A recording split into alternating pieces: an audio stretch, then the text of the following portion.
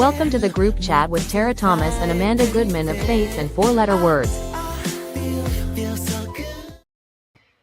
Happy Monday. Why do these Mondays come so quickly? I know, and when the you Fridays take time When to you get walked here. in, I was like yawning, and it's May 4th, so as they say, may the 4th be with you. Oh, that's right. We love that little cliche. So, Although I've never watched any Star Wars movies. yeah, I was young. I'm old enough that I did at quite a young age. I enjoyed those. But when you go back and look now compared to, the graphics and the action, and it just seems very slow and boring compared to the action films I'm today. not that sci-fi. Well, you were coming off a very busy weekend. Thomas, your son, had his junior prom.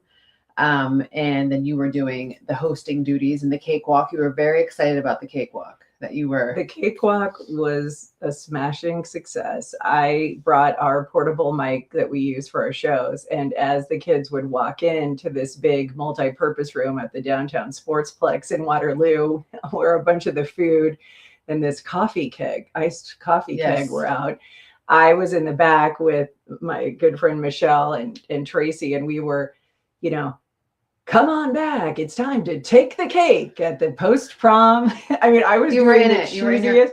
And It was like a car. I was like running. I was a carny, and what was carny woman. Thomas's He took it well. I texted him when I knew when he had arrived, and I said, come back to the cakewalk. And so he and his date and some friends came, and the fun thing about it and hilarious part, they didn't know what to do, right? A lot of these kids, they'd never heard of this. So I was like, you start walking around the numbers. And then this girl was like musical chairs. And I was like, exactly. It's like a circular musical chairs. And then when we didn't have 20 kids filling every spot for some of the rounds, then I would say you can straddle as many numbers as possible. So kids were like, so thanks to all the donors that paid for or donated an incredible amount. We had Crumble, Starbucks. I mean, we had full-size cupcake cakes. So lots of kids carrying cakes around. That was really fun. That's the treat. Yeah, it was, and you had soccer. We had soccer all weekend, had a little, and then I did my birthday dinner on Saturday. Oh, nice. And you went out to an amazing restaurant locally. It's great. I like to just stay in because my husband, I can't eat red meat because of my autoimmune, but I get an ahi tuna steak. And so my husband will sear that on both sides. And then my husband and his family, they've always made this dish. And when we were in Spain, my sister-in-law made it for us, and she made it a little better because she used the really good cheese. And I'm not allowed to eat cheese all the time, but I do make an exception because it's cheesy rice. Oh, nice. And it's just, really good, like a really good Gouda and like white rice with sounds amazing. Some green onions. And so we just grilled out at home Saturday night, and then, having soccer all day yesterday and being outside. And I wanted to bring up something. I wanted to ask you something. We have talked about this, and I thought about, I want to ask everybody this question on this Monday morning. Do you have a friend side chick? And I was thinking about it because you and I, when this show is on, I'm going to throw out a name for you later.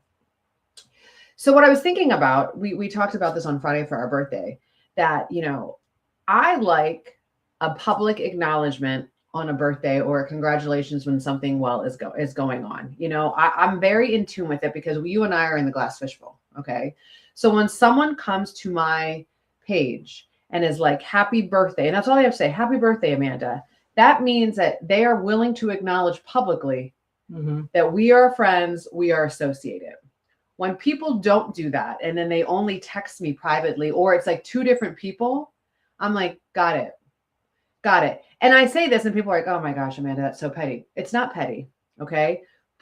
There are people who are on social media all day long, and they will let you know what time they go to the bathroom. So when they don't use it on the day, but then they privately text me, because I'm very mindful, because people have used us for their own personal gain, to exploit us, to get what they want, yada yada. So it was very eye-opening, and I was like, oh no, I'm not going to be your friend side chick. And I didn't know if you noticed I see that. what you're saying, like somebody who would privately text you, like you were the mistress, and you're not. Like how the superintendents treat me, the school superintendents, they're like, we don't like Amanda Goodman. Yet you were calling me to ask you to help write this statement for your school. Got it. No, I you know what I mean? I think it was a very long way. I would say there are people that I would put in the camp of they're not on social media as much as we are. And so if that person if that person texts me, then depending on the person, that doesn't offend me if there's somebody who's not on social media. I'm going to put this name. That person. Oh my gosh. Yes. Sorry that I can't say the name. Yeah. No, it's funny that you say that because again, this is the other thing that some of you can relate to. Once you become so publicly aligned with someone, right? Meaning like the two of us, then there are people that won't say stuff to, one or the other because they just know, oh, well, she's so close to Tara, or, well, how she and Amanda are doing that show.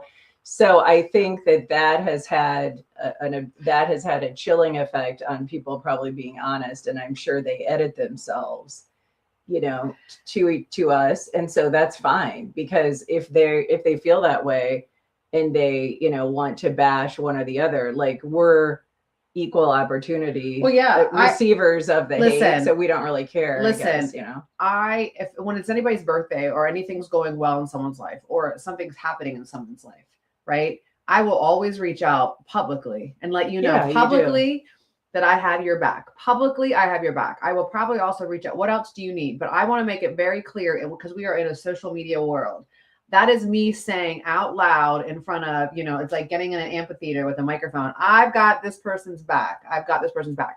So for me, that's what it is. It's just very telling. So I got from a couple people who do you say back? I haven't, because I'm done. Now I'm done. You've showed yourself. Tupac said it the best. First off, you know what he said? He said, F your and the click you claim. So I'm done, because for me, it was very telling. And I think it has to there were a lot of things playing up, like, oh yeah. Well, and that same person, did you hear from that person? No, but they messaged me a while back fishing for information, right? To report back to headquarters, exploiting, and we didn't know. And at the time I honestly didn't know, and I thought it was sincere. And the other thing too that I think we need to point out is when you get to be, and I said this to some of the post-prom moms, because some of them are like late 30s and in their 40s.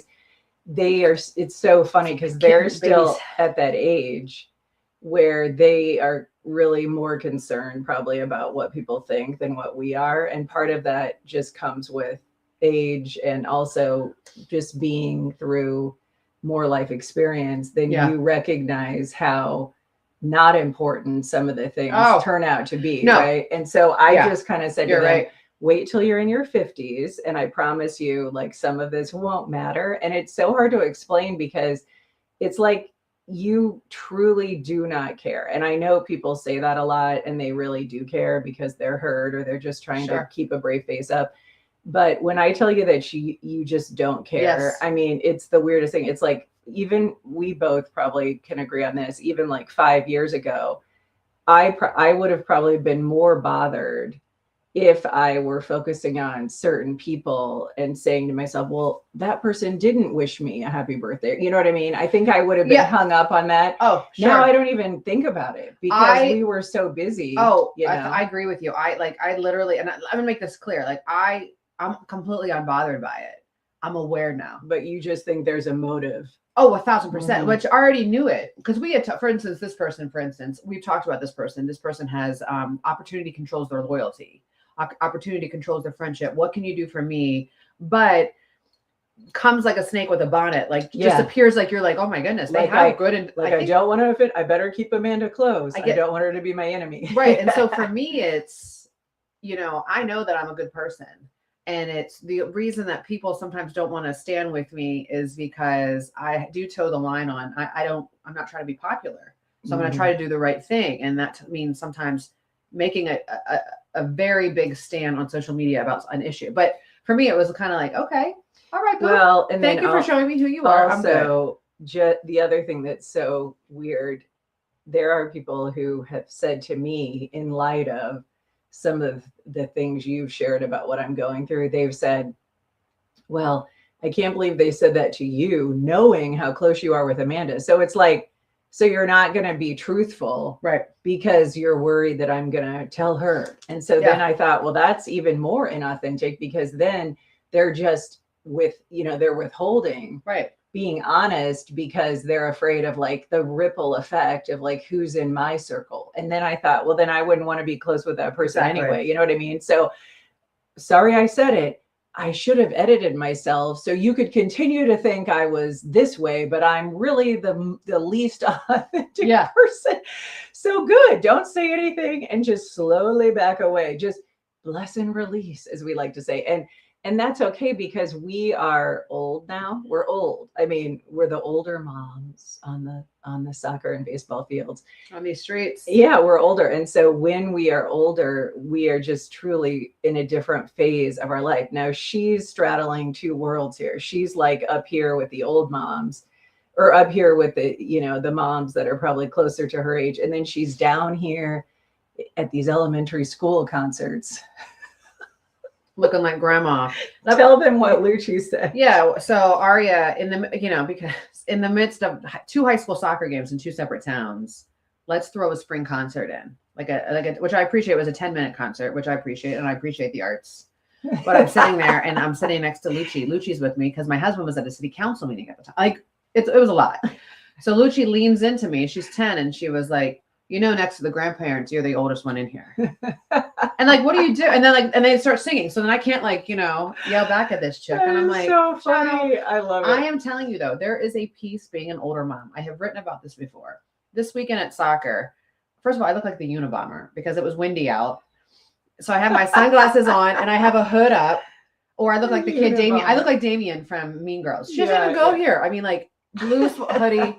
And I was just sitting there and I was like this, like in a corner by myself, just sitting there and just watching. And I was watching everybody. I was watching a lot of people freak out. Sure.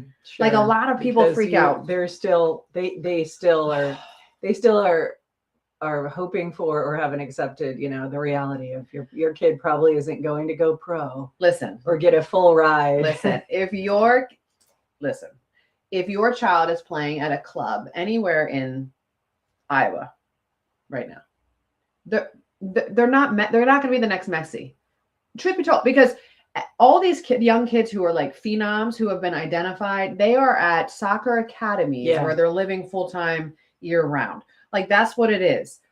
It's just. But here's the thing: your kid could be a phenomenal athlete right now. Phenomenal. At the end of the day, though, what happens on the weekends at a U9 soccer game doesn't matter. Like I was laughing because our coach, it's very interesting. The same coach that had Gia is coaching Aria and Lucci, and he doesn't take any crap from them. It's very funny. And, he's that honest coach. He was like, Aria's like, because Aria's playing 2 levels up. And he was like, Aria's fast. She gets in there. She plays defense, but Aria still doesn't know how to kick the ball, like to keep controlling it. He's like, she's just like Gia. Right. And I laugh and I'm like, yep, because I know the end result and how Gia got there. He can be very honest with me. He can't be honest with so many other parents because other parents want to argue. You don't understand what you're talking. You don't know what you're talking about. Oh, I could go on forever. And the other thing is that when you pay for your child to participate in travel sports, know that it is very different than even the school sports, because when you're paying, odds are they're going to find a place for your child because yes, they need, they want to have competitive teams, but they need the money because they have, even if it's a nonprofit, they have people on staff. They have some kind of structure whereby they need these fees. And so what ends up happening, and I know of situations like this, there are some club teams, like for basketball for example, in this state, that are really high level around the Des Moines area. And so when my daughter was playing with her 2 teammates that have now done very well in college, both of those girls were given scholarships to play for free for these clubs. So they got to play without any fees. And the other girls were each paying like $3,000 a piece, plus all the travel fees and some of the flights because they flew to other states. So what I thought was interesting is obviously your child is very talented to get on some of these high level teams, but if you're paying, just know that there are others that may be playing for free. Yeah, right. Which is like a weird phenomenon because I think people think like, oh, well, the reason my kid's on that team is because they're really good. And yes, if they have the teams delineated by like the A team or the B team and your kid makes the A team, that is better perhaps than the B team. But you might be on that team propping up other kids because your parents can afford to pay the full. Well, there's a the lot full of time and amount, a lot of the clubs for all the sports are now pay to play, because it's like people are realizing, oh, I can make a lot of money off this. Yeah, absolutely. And it's the creating. There are some people who are masterful at creating the FOMO. So they're having the photo shoots with the smoke machines and the lights and the, and we like it. None of it like. It doesn't matter because I can probably tell you what room you're going to sit in if your child is getting recruited by a school. I can probably literally give you the list of schools, which are amazing schools, but I think they're different than the ones that you have in mind. They're not these big D1 schools that you think are coming to get your child, again, which is fine. Playing at any level in college is a very, very big deal. But I think parents, and ask your kid, do they want to play? And like, what's the end goal here? Like, what's the end goal? Because I think parents are putting their kids in all the club. My kid's going to go and play D1 and we're going to, they're not, probably not. And I'm just saying, well, probably and not. if you do have a kid that is fortunate because of size and ability, like for certain sports like basketball or football, that they do have opportunities to play at the highest level, know that you're going to have to give up a lot of time with the kid. So my daughter's close friend who plays high level college, she graduates high school and she had to start playing and going, through the weight training and all the things Right after 2 weeks after graduation. Yeah, no. So she leaves. And then one of my son's good friends who's playing football at Iowa, he actually came back to prom because he's a senior, but he had to leave after Christmas break and move to Iowa. And he already started all of the football training for the upcoming fall season. So he missed half of his high school senior year to go down and be with, the college level program. And so that's a huge honor. But then as a parent, you have to be okay with like everything now is happening much more at a much more intense level. And then, like she said, another kid that we know who's from Waterloo, he's now moved in, he's down in Miami as a senior, and he's living with a family like from Cuba, so he can play high level baseball. And so, I mean, that's another thing where like the whole school year, you may have to like say bye-bye to your kid. Oh, and people we know here, their kids have played hockey at a high level and they had to move to Chicago. You just live with families like during high school. My advice to any parent is just, go enjoy the sunshine, that vitamin D hitting your face, get yourself go. But it's hard to get any vitamin D when you have a hood over your head. Well, I was feeling it. The sun was out. It was the wind. And then like I have to have the hoodie up because I have a weave. Like, you know what I mean? Like it's blowing out and it gets so tight. You brush your hair as we do, and then you walk outside and then you're like, why? I just stuck my finger in a light socket. I don't know why. Well, Lucci is in this. Lucci's in this whole stage where I embarrass her. Like my outfit, I have to be like fit checked by her, So I'm just like, oh my gosh. This is the other thing I want to bring up. So Ashley Graham, who is a very well known plus size model. Yes. Do we still call people plus size? Is it plus size still? I think so. Okay. Well, she is lashing out. Full figure model. Full figure. Thank you. She is lashing out, and she is a stunning woman. She's lashing out at everybody, and I agree with her. She's talking about that body positivity movement that we had 2 years ago for women who were full of figure, overweight. She was like, it was all BS because the moment people got their hands on GLP-1s, and now she's like, it never was about being comfortable in your own skin. And I 1000% agree with her, because everyone who built their brand off of, you can't call me overweight. I already know that I'm in love with my skin. You know what I mean? Like I'm in love with myself. Now she's saying that they look like hypocrites. Now for me, I saw a picture because when it's your birthday and people will post old pictures of you. I'm going to find it. Like, oh my God. I was never feeling part of a body positivity movement when I was heavy. This is me. I'm speaking for myself, not for anybody else out there. I was fat and I was unhealthy.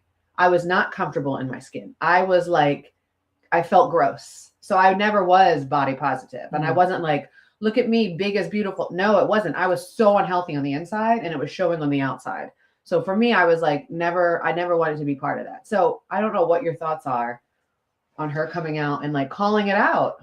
she's right. But it's also hard because a big part of this that people will agree with is, and she and I just talked about this last week, it's possible to be skinny fat where you could be really thin and be really unhealthy. And as evidenced by these people that like Demi Moore, who, and Ariana Grande on her Wicked tour, I mean, one could argue they might be too thin and that also is unhealthy. So that being said, I think we can't always judge a book by its cover when it comes to who's healthy. So a great point is, like I told her the other day, we were talking about, being bigger boned or bigger bodied. And like Audie Crooks is a great example. Like there's no doubt that she's in a lot better shape than many of her peers, because you need only walk into a college campus or cafeteria and recognize that kids today are a lot bigger than the children were in our generation. I mean, and when I say bigger, I mean like kids that are like heavier in their teens and 20s, in contrast to what we were in the 70s and 80s. I mean, we just weren't bigger kids. Because we were outside. Yeah, well, and also the food, right? The food. So I'm sorry, like I got distracted. Like she showed me a picture that from back in her. Can you see this? Heavier days. In my heavier days, like I was like Jabba the Hutt. No, I was, and like see, that. I think you were harder on yourself.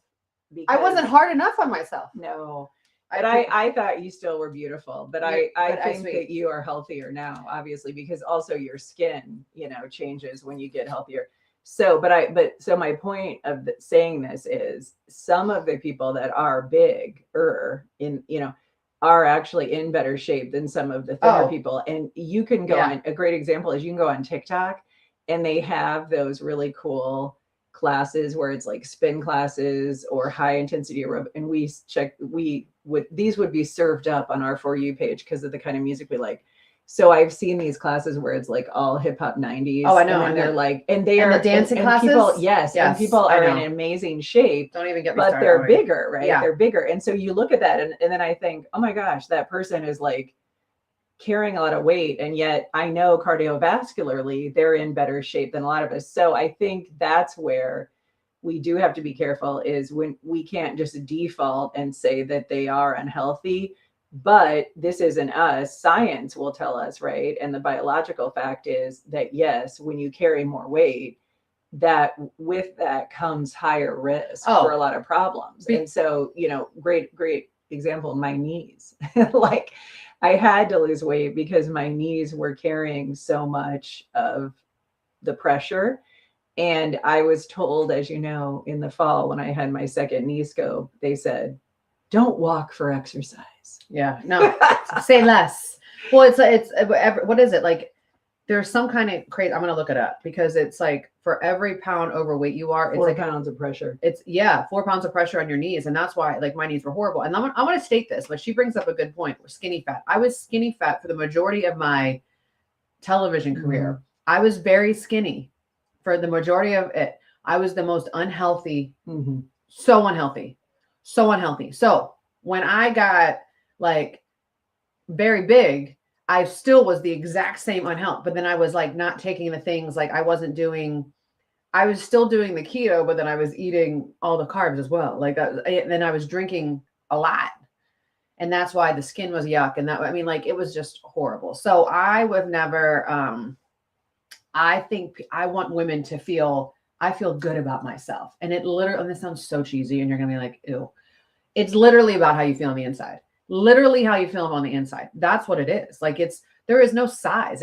My point has always been, why are we judging beauty on the number that's in the back of our pants? Yeah. Like that's so silly. As we talked about recently, our culture. Yes. Whether you're consciously aware or subconsciously aware, our culture defaults to treat thinner, quote unquote, stereotypically more attractive people differently. And that's why I said my friend who was 354 pounds, when she lost 175 pounds after gastric bypass, her whole world changed, because out in public, there was eye contact being made, doors being opened for her.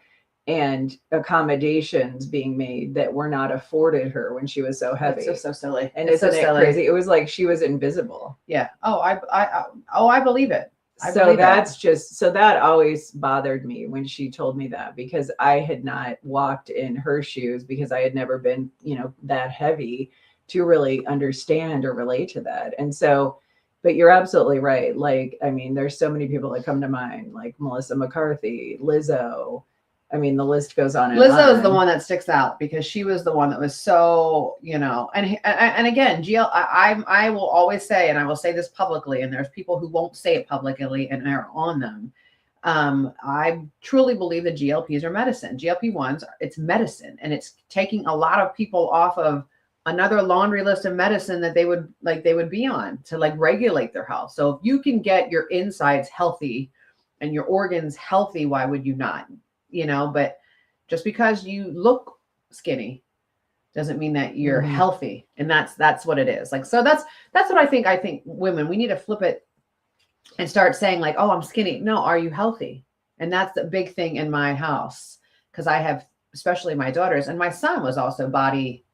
I mean, like he was always aware, because before he shot up and grew, he was, you know, he had like a belly and he was very self-conscious about it. And so I was like telling him, so I never use the word skinny.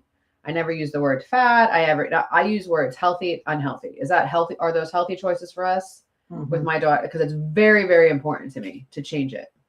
Yeah. And it's hard, because changing the habits of young kids when they have friends and activities and, you know, all the things, it's hard to get your kid to eat healthy because there's just so much crap. And then we were eating a lot of the sugar cereals and all the things while I was not allowed. We had wheat checks and rice checks. But first of all, we're going to have a 90s and 80s, 90s summer. I'm bringing back Tang. Oh, that wheel you did was hilarious. And remember the hug drinks? I call them the hug drinks.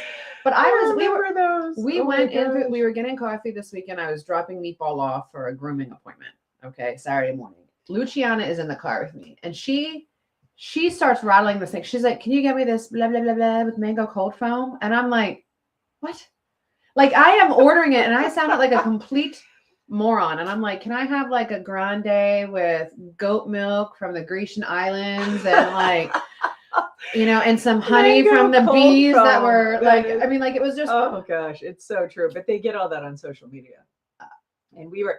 The prom moms, we were just talking about how our sons, I mean, if you right now have a son who's a teenager, the product obsession with these boys is insane. I mean, my husband was like telling my son, you have more products than your mom, because every day or every week there's like some new product. So I mean, he does have some really nice curly hair, so he's got to make that right. Yeah, so he had to get this like special brand of like leave-in conditioner, and I'm over here with like Suave.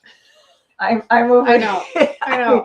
What is that other brand that we like, where it was the fruit? Remember in the 90s where it was like they came out with all the fruit flavors? Herbal Essence. Yes, thank you. I'm over here like, give me my $1.99 Herbal Essence from Dollar Tree.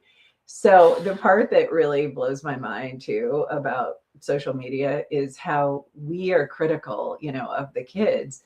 But I get in that trap on social media where I start to question, like, that might be a good product. And it's so weird. All the time. So I think to the kids, they know. Yeah, I think I've shared this before. And I don't know I think medically speaking, they're kind of saying that this is unsafe. But the kids, including my son and myself, I haven't done it recently.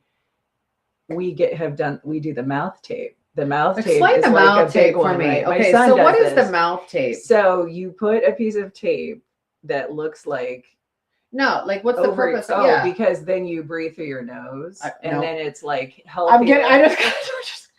I just literally got so claustrophobic. Because if you're a mouth breather, as we know, those of us who are, I mean, I'm both like mouth breather, but if you breathe through your mouth, it can like move your teeth if you've had braces, and then also it's supposed to be better if you like train your body to breathe through your nose. I can't, I literally got claustrophobic.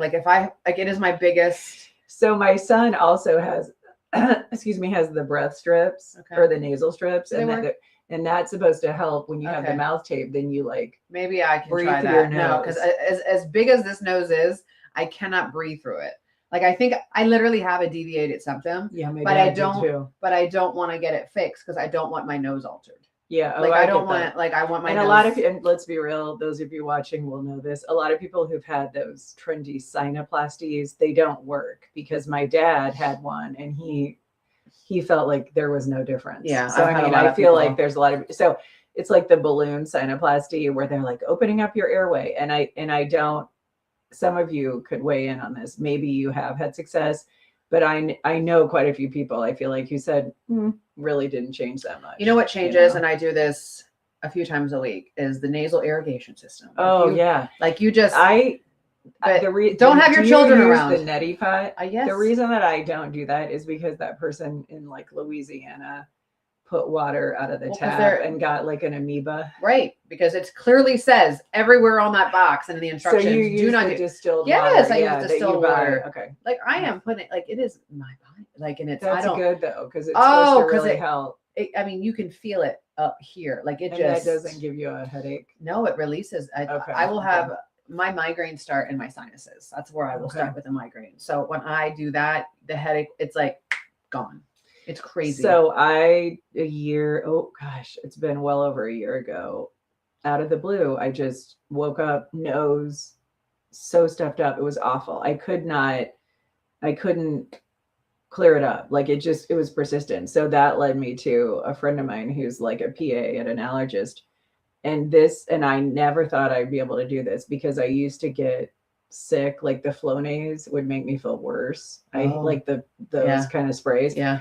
So there was some nasal spray that is by prescription, and that coupled with a generic like Benadryl every night, it changed my life. So like I don't have any issues now like I did. And it's not you're perfect, lucky. but I mean it's been such a That's tough. blessing. So I do the nasal spray every morning and every night and then take a Benadryl. And then here was the game changer. Not the Vicks VapoRub because it can get into your lungs, but the Aquaphor under each Yes. nostril, that has been a game changer. And so I had my husband start doing that because his nose was getting so dry. Mhm. So that's what's crazy is how and when it was really bad, this is so weird. She said, just shove a whole dollop of that up your nose. And it truly completely moisturized my nose, which Really? is so weird because Okay. I never put even Vicks. thought to do that. I do read Vicks the when I bottle. can't. When I Read can't, the bottle. I'll take the chance, but you can't breathe. If I'm telling you, if I can't breathe through this nose and the mouth, like lights out, like it is so. But okay, so Lisa, we want to read this comment. I almost had to go on a diabetic medication and glucose monitors on the regular until GLP-1s came along. I feel better, and I feel better because of a laundry list of symptoms have disappeared. Congratulations! I'm so happy for you, and that's what it is.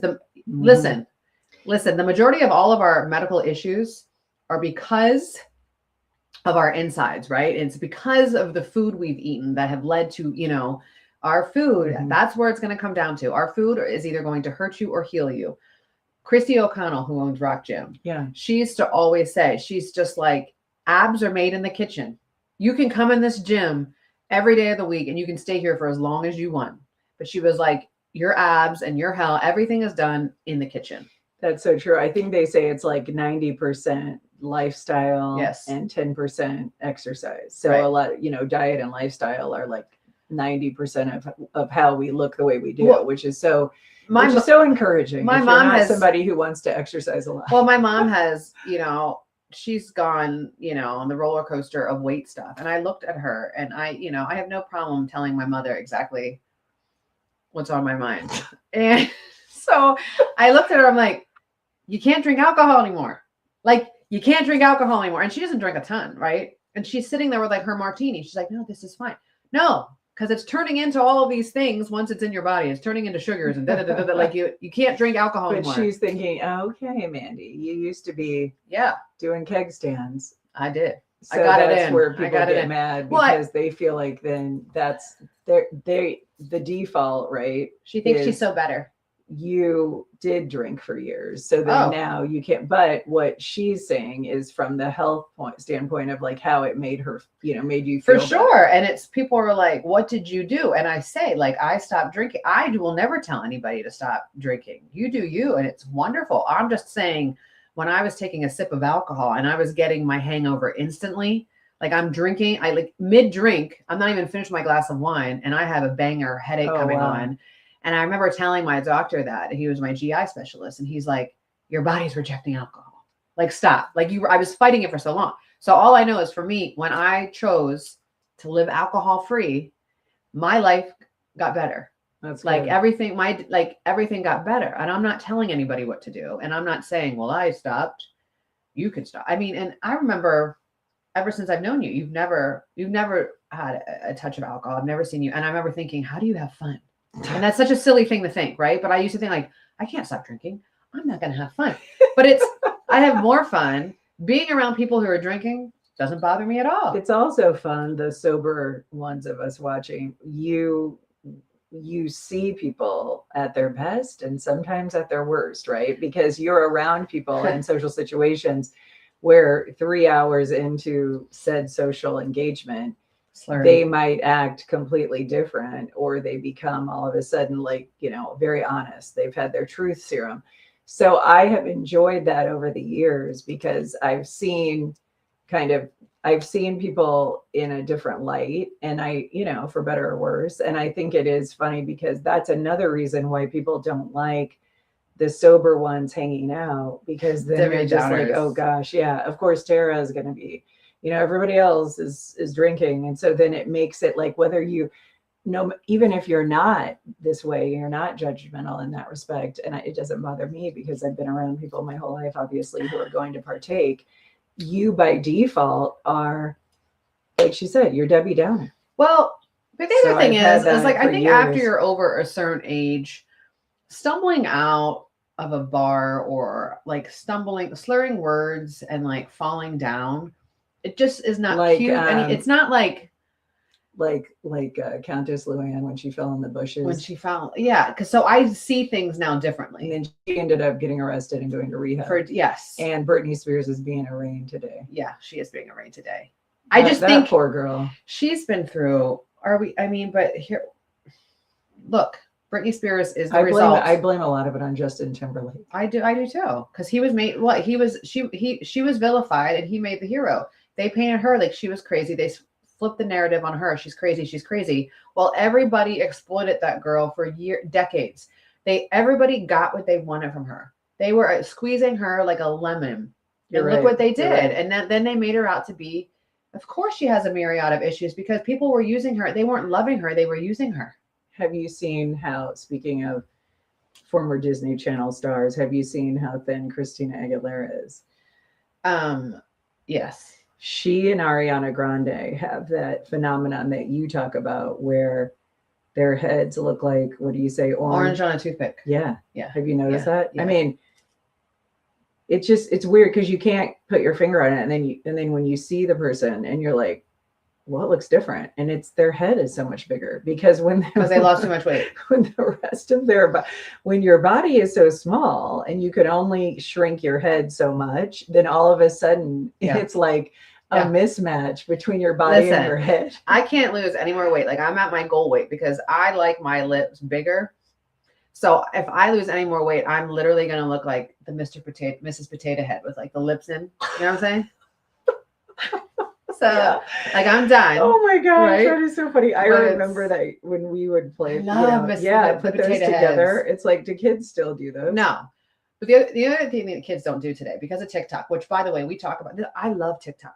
Love it too. But you did not embrace TikTok as readily as I did. And no, you were very. Remember when I told you, I said you are going to love TikTok because I couldn't figure out how to do it. That's why I do it. And I was the same with Snapchat. I was a Snapchat resistor because it was very hard for me to get comfortable with like, where do you snap? Where do you post? Well, now I love it because you can create, videos. So I kind of like it, but I don't snap. I don't snap pictures of my chin like today. And the ceiling fans. Well, because the kids, we would have loved it. We would have routines, TikTok dances, like all the stuff. So with Luciana, again, once my children say, you embarrass me, I'm like, it's activated now. Here I come. So we were in the car. End of the Road comes on by Boyz II Men. We're having a concert. We were having a concert in the car. I am singing, I'm belting out, and I have a video of her staring at me. And she's like, She's like, this is so, I'm like, this is what we did as kids. We sang with our brushes in the mirror. I mean, I Yes. turned Whitney on. I was doing it. We went to Bath and Body Works because they were having the big sale this weekend. And I was in there, and What day were you there? Saturday morning. Okay, I was in there. Yeah. On Good stuff. I was there on Saturday You were? too. My mom and I went in there because we were waiting for my gift to get wrapped at Von Mar for Jamie, who led the prom moms. Yeah. You know, so I Well, get they were- they were- funny. they That were would so- be funny if I But they saw were you there. playing, it was So Emotional by Whitney. Oh, that's And I was literally dancing. Like I was just dancing. And there was other women in there, and they were looking at me because they were laughing because they saw that I was embarrassing Lucci. So it was like, those women were like, basically, keep going. You know what I mean? But that's the thing. Kids don't do any of that, the stuff that we did. They don't. It's like what interests and excites kids is so different than us. I mean, back in the day, like we didn't have that instant video capability. So I mean, if you rolled up with your giant VHS camera back in the 80s, you were like, whoa, you got like something very special. Yeah. You have a video camera. I mean, it was when I first started using a video camera back in the mid 80s. Right up here. It was because my dad worked at a school district where I got to try out the equipment because the school district had the camera, because you couldn't, it was a luxury to have that. And I've said this before, and I'll mention it again because it's just such a cool story. The first time I ever covered a press conference was in 5th grade. I covered Richard Pryor's press conference when he released his biopic, JoJo Dancer, Your Life is Calling, because he's from my hometown. And so I was like this close to Richard Pryor. And I was so taken back by he had been freebasing, known drug addict, and he had burned his skin. And I was so taken back by seeing up close all this stuff, the damage to his skin. Wow. I mean, because think of back then in the 80s, there was no TMZ. So other than National Enquirer, to see it up close, you would never imagine how some of these people look in person, because we were only seeing the curated version of them, you know. We've seen a lot of famous people in person, and it's always surprised me. Yeah. Like let's put it this way. Lighting is everything. Lighting is at Katie Couric. Yes. Lighting is everything. And then there's and then there are people that like LL Cool J. Lord. Oh, that's right, because that was your birthday when he performed in your college. Can you believe the night of my 21st birthday? So April 30th, LL Cool J comes to Slippery Rock University in Pennsylvania.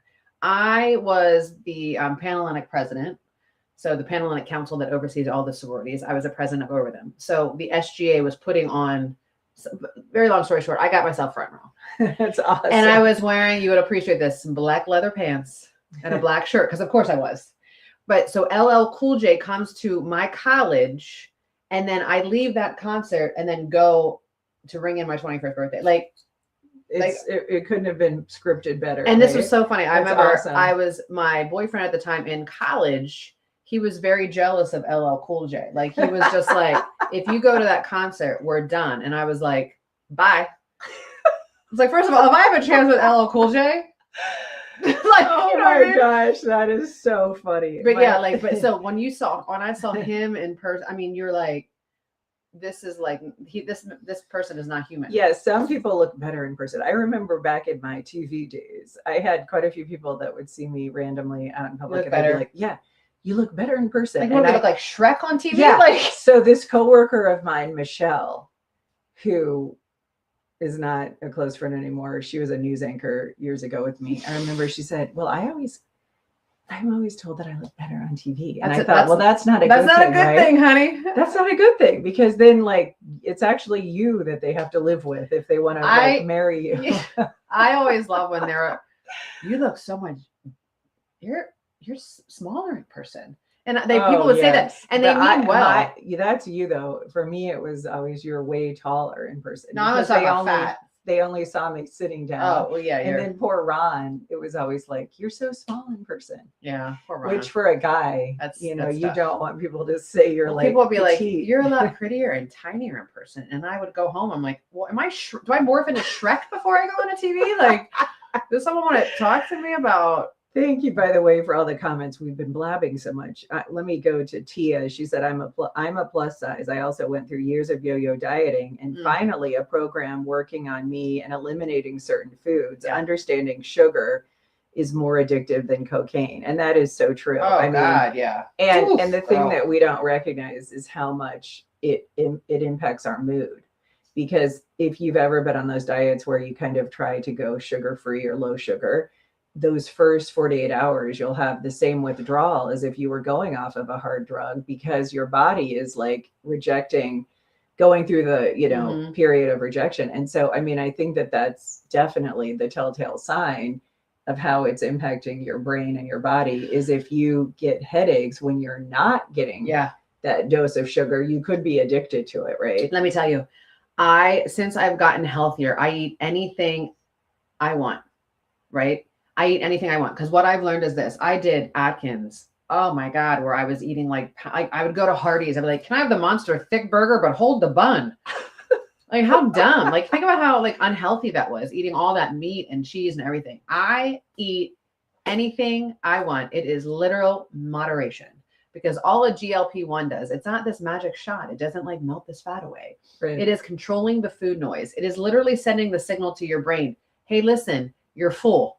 Mm-hmm. And Gen X, we are the clean plate club. Yeah, which we lost our ability to. We didn't know recognize that. We never, and I love food.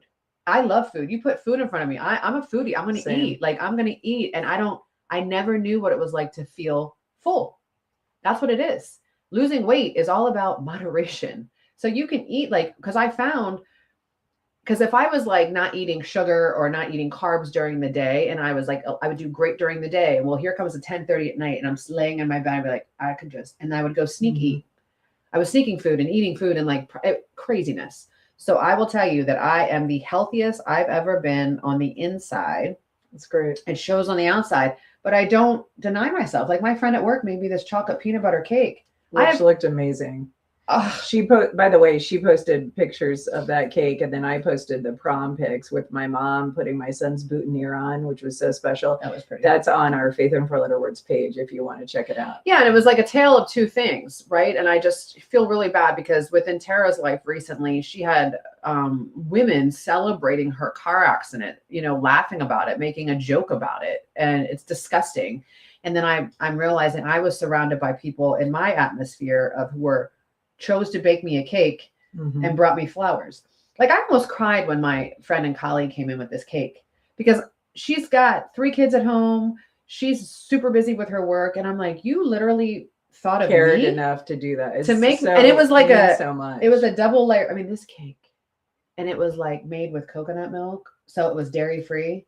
This cake is, it's insane. So yeah, and also when you face adversity, that's when you really appreciate the people that come out and have your back and support you. And our friend Jamie, a guy that actually commented and messaged me in light of some of what you post, and it's so refreshing when there are men who also are like, why are women treating other women like that? They don't understand that, because I think for whatever reason men they don't tend to be like spiteful and vindictive and all the things the same way women are. So unless they're a Keebler. Oh, correct. But we definitely could learn a lot from how men will just move on and not hold grudges and not, let this very inconsequential thing turn into this like years long showdown. Yeah. Because that's what we do. We can't let it go sometimes. My thing is like, let's just be direct. Just come in and laugh in her face. Do that. Let's try that first, but you won't, right? And here's what they won't. They won't laugh in your face, but they'll talk about you, and then they want to comment, or they want to privately text you, or they want to like send you an email, or they want to privately have a conversation. And that's the part that we were talking about at the beginning of this show. Stand on what you've been doing over here. Yeah, the actions don't match the words. And so that's where I am like, one of these days I'm gonna walk in. Don't worry, I'm gonna be like a Tanya Harding. Oh my gosh. Okay. For those of you who are Gen X, you will appreciate this. So we came up during a time when email was a newfangled thing, right? So when you think back to your first jobs and college, email was so new that it was still not something that was woven into the fabric of the business world. So you didn't start a job after college and then have everybody say, we're going to email you your, company handbook. We're going to, do a virtual meeting, right? Right. None of this existed.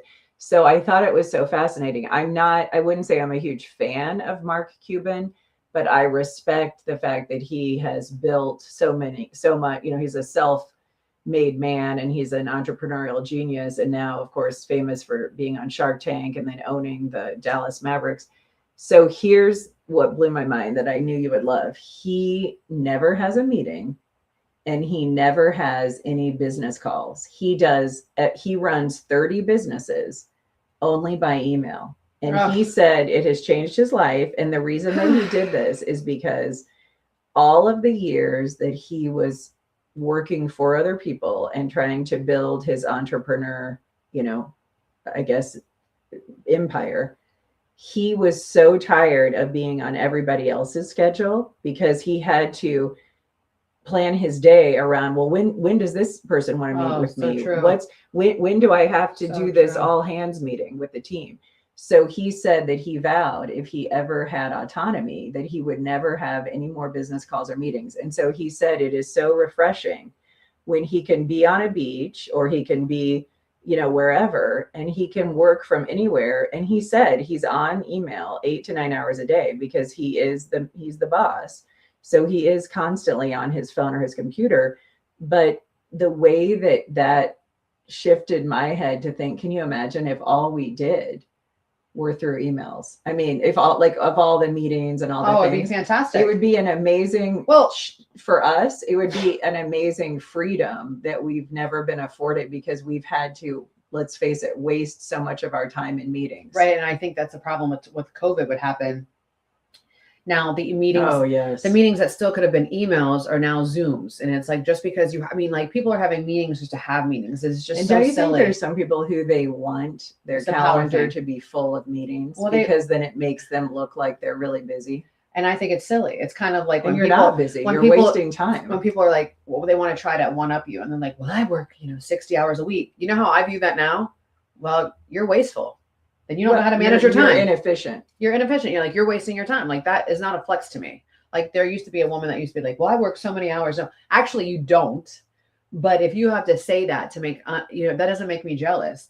I can get more done in 2 hours than people can get done in 8. Mm-hmm. And this is why, not because I'm better, but because we are trained and we worked in a business where it was all about deadlines. Daily deadlines. Daily. Or with we had these deadlines meet by 5. Oh, we got off the set at 5:30. We have 25 minutes to hit the next deadline. We have to work efficiently, very efficiently. So an 8-hour workday is very outdated for me. When I went from news into the real world, it was really hard because I got everything done in the morning. And then I'm like, what do you mean 8 hours to do all this? It's just very weird. That's so true. It's like a 40-hour work week. I don't think it should be 40-hour work weeks. I think it's very outdated. I think it's just, here's the assignments that you need to get done for this week, get those done. And when you're done, go home. I do. I think if you start doing that with employees, productivity is going to go up. Look at all the people that's switching to 4-day work weeks. Mm-hmm. Right. And claiming that they got more done in those 4 days, knowing that they would then have Friday off if they were so productive leading up to it. I mean, the psychology makes a lot of sense. You're going to get a lot more done if you know, oh, bonus, I'm going to have more time left over. Right. So, but I will say this, to your point about the coworker bringing you the cake.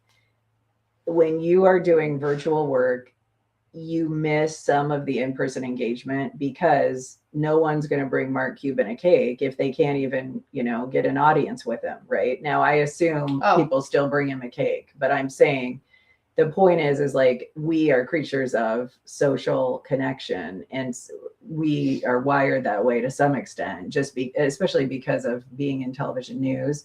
So there was something about engaging with others that interested us. Yeah, I think the older I get, the more reclusive I'm getting. I want to be. I think that's normal. I think because I'm just tired. I want to have everything very much. I want to know who's going to be there before I go. And I'm not saying that I'm better than anybody, but I know there are people who drain my soul, drain my energy. I don't want to be around anybody who's phony. I can't. I don't want to be around anyone who's having a different conversation about me in private than they do publicly. I don't want to do it, and I'm not going to. And when people say, "Oh, she thinks she's so much better than everybody," no, that's how you're feeling some type of way about me, because I know me and I don't think I'm better than anybody. Right. Like, but I will not be around people who think they can get comfortable mishandling or disrespecting me or you or other people who I'm close with.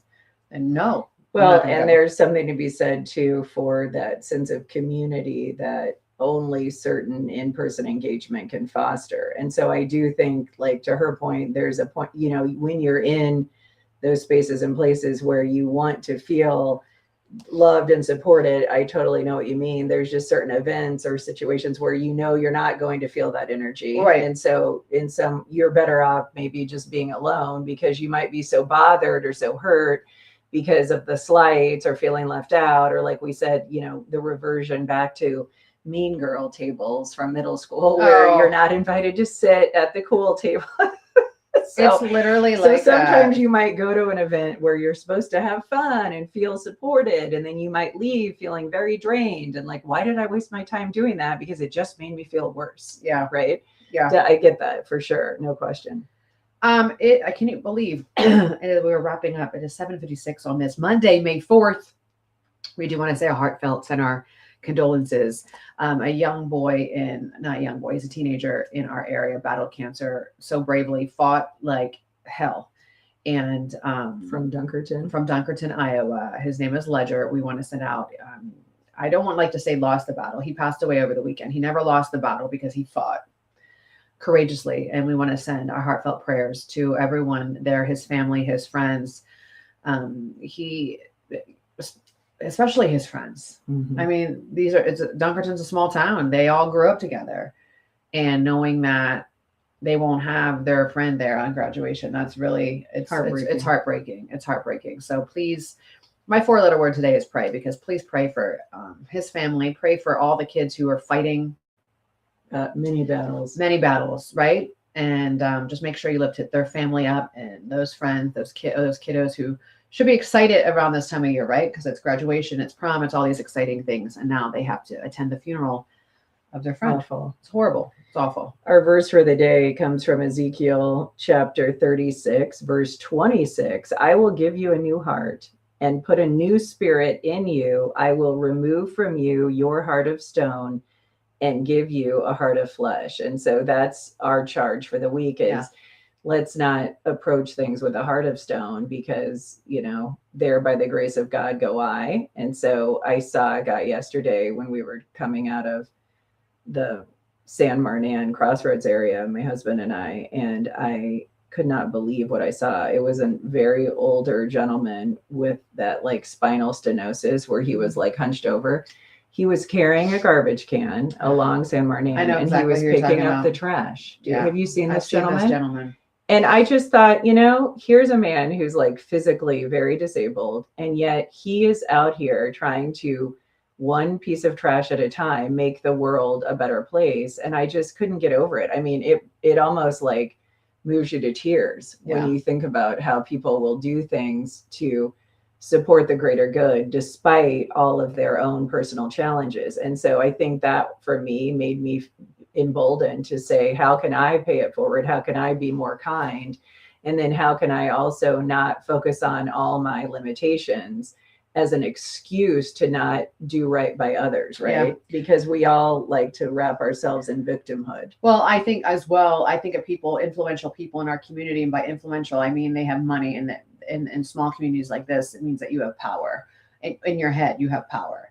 And so it's these people, they don't want to get their hands dirty for the common good if it means that they're going to lose a little bit of popularity. So that we're going to go to galas, we're going to go to big events, we're going to go to places where we can be dressed up and we can sponsor these, frou-frou kind of events. But if it means taking a stand on something that's really important, and that means that we may not be popular, we're not going to do it. Mm-hmm. So when you see someone like this cleaning up the trash, I don't think we would see the same people who are sponsoring galas doing what that man is doing. Correct.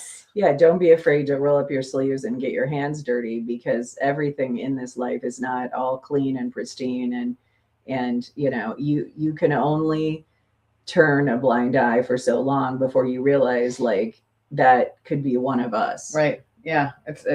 That is for sure. Well, thank you so much for joining us on Monday, May 4th to start your week.